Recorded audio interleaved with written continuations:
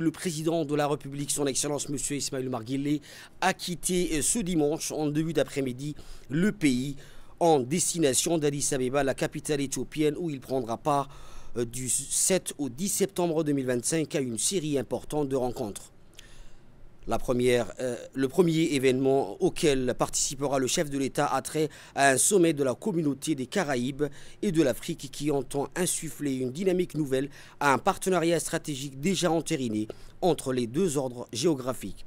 Ce sommet CARICOM donc Afrique a donc valeur d'étape nouvelle dans la volonté de deux parties de favoriser la coopération Sud-Sud et d'appeler de leur vœu à l'essor à l'échelle mondiale de développement économique qui soit davantage placé sous le signe de l'équité et de l'inclusivité.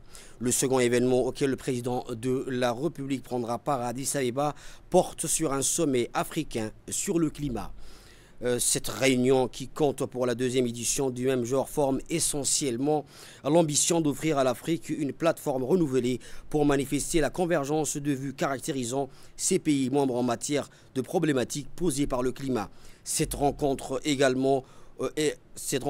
confère également au continent la possibilité, bien sûr, de s'acquitter d'une fois de plus d'une plaidoirie comme en vue d'accéder définitivement aux fonds convenus d'être versés au titre de solidarité internationale.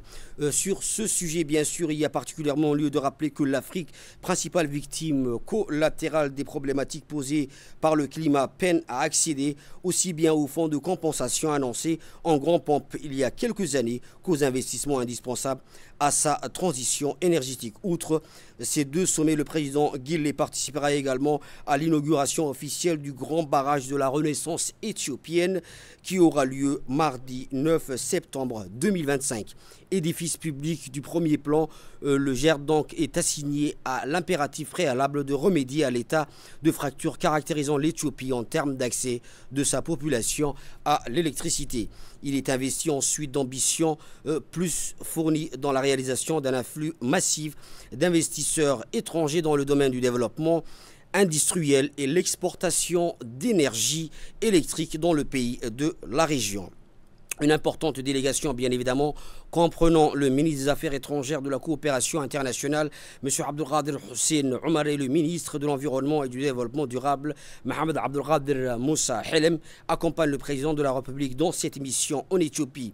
L'ambassadeur de la République de Djibouti auprès de la République fédérale et démocratique d'Éthiopie et représentant permanent de notre pays auprès de l'Union africaine, son Excellence Abdi Mahmoud Haïbi, fait également partie de la délégation accompagnant le chef de l'État, son Excellence M. Ismaïl Omar Guelleh, dans ce nouveau déplacement en Éthiopie.